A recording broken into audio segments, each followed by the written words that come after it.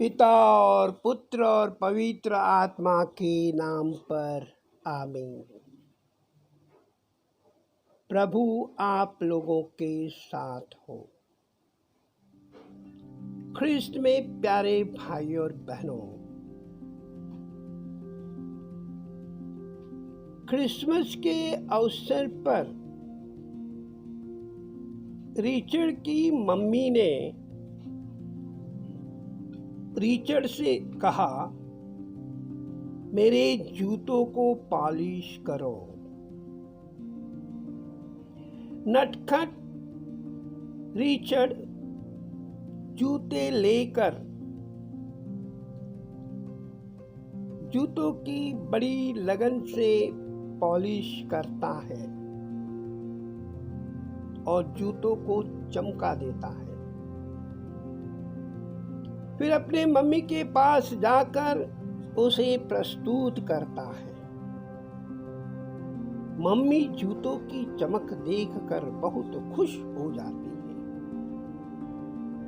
और प्रसन्नता के साथ एक अठन्नी निकालकर उसके हाथ में सौंप देती है। रिचर्ड उसे स्वीकार करता है और कुछ समय के बाद रिचर्ड की मम्मी उन जूतों को पहनने के लिए चली जाती है तो उसमें कुछ रखा हुआ समझ में आया तो उसने हाथ डाला तो उसमें हाथ में अठन्नी एक कागज में लपेटी हुई थी और उस कागज में लिखा हुआ था, प्यारी माँ, मैंने जूतों की पॉलिश आपके प्यार के कारण की, इनाम के कारण नहीं।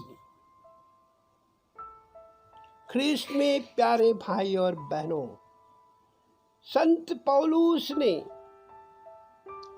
प्रभु के प्रेम में अपनी जान कुर्बान कर दी। हर सितम को उसने सहा, हर तकलीफ, हर मुसीबत, हर मुश्किल का उसने सामना किया।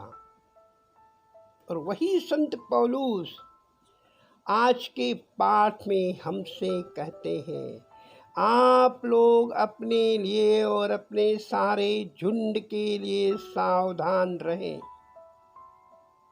पवित्र आत्मा ने झुंड की रखवाली का भार आप सबों पर सौंपा है, परंतु सावधान रहे, यह ईश्वर की कलीसिया है। आप प्रभु की कलीसिया के सच्चे चरवाहे बने रहे, जिसे पुत्र परमेश्वर साक्षात ईश्वर प्रभु यीशु ने अपने पवित्र लोह से हासिल किया है। हमें यह नहीं भूलना चाहिए कि यह ईश्वर की कलीसिया है।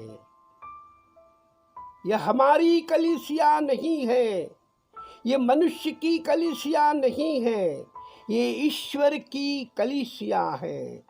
यह ईश्वर पुत्र प्रभु यीशु ने अपने पवित्र खून से खरीदा है और इसका संचालन पवित्र आत्मा द्वारा होता है, निजी मनुष्य के द्वारा नहीं, पवित्र आत्मा के द्वारा होता है।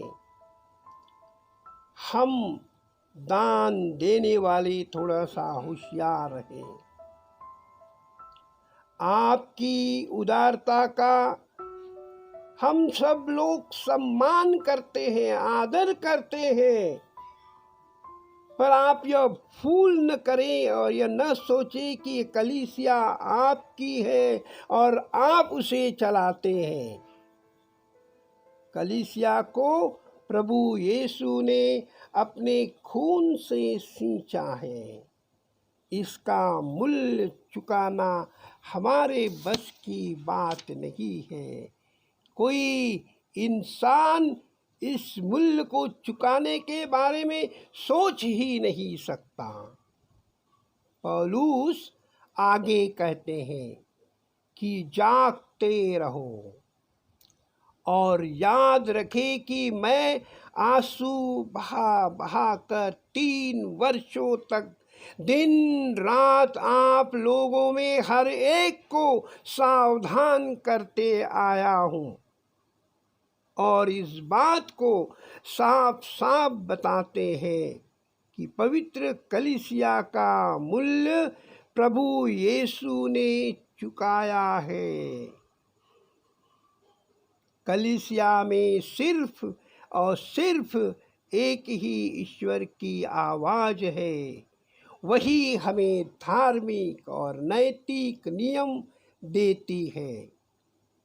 वही हमें पवित्र वचन समझाते हैं। वही हमसे कहते हैं कि पवित्र वचन में शक्ति है, सामर्थ्य है। पवित्र वचन ही हमारा सही मार्गदर्शन कर सकता है।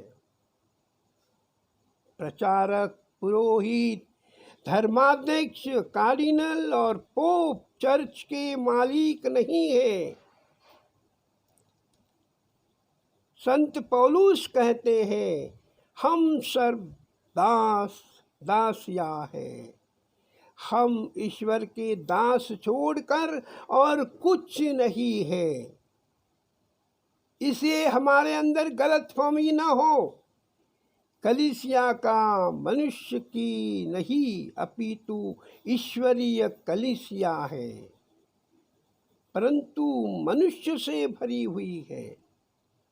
हर इंसान का फर्ज है कि वह सुसमाचार का प्रचार करे। पद और शिक्षा का इसमें कोई महत्व नहीं है।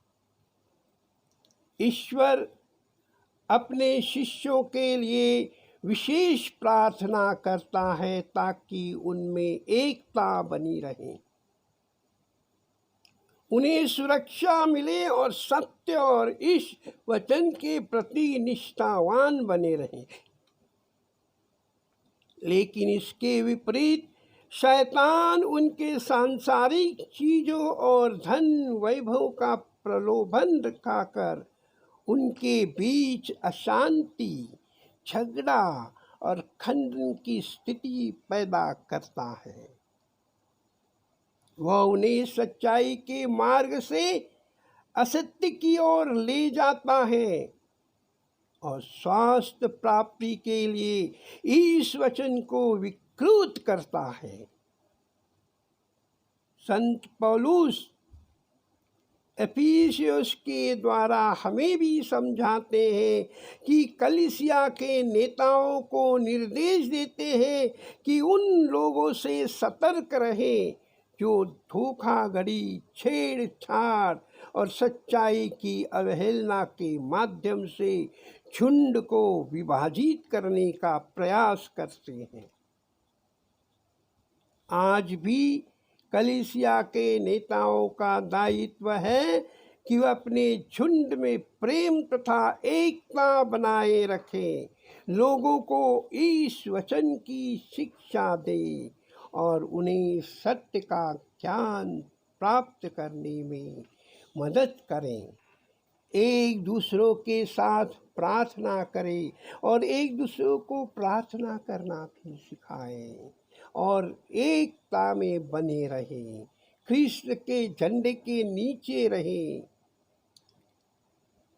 एक मुझे याद है कि कहा जाता है कि जब प्रभु यीशु आरोहित हुए तो स्वर्ग में आरोहित हुए तो गैब्रियल दूत ने उनसे सवाल किया कि प्रभु, आप तो पृथ्वी पर से स्वर्ग में आए हैं, क्या पृथ्वी के लोग प्रभु के बारे में, ईश्वर के प्रेम के बारे में जानते हैं? क्या वे ईश्वर को प्रेम करते हैं? प्रभु यीशु ने कहा नहीं। तो उन्होंने कहा, तो आपका क्या योजना है? अगर वो लोग, कुछ लोग जो हैं, वो लोग अगर बदल जाएं तो आपकी क्या योजना है?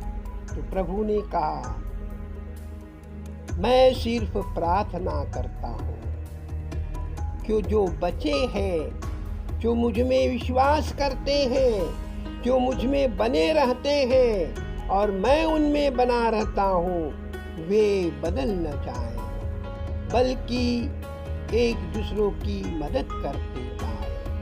पिता, पुत्र और पवित्र आत्मा के नाम पर आमीन।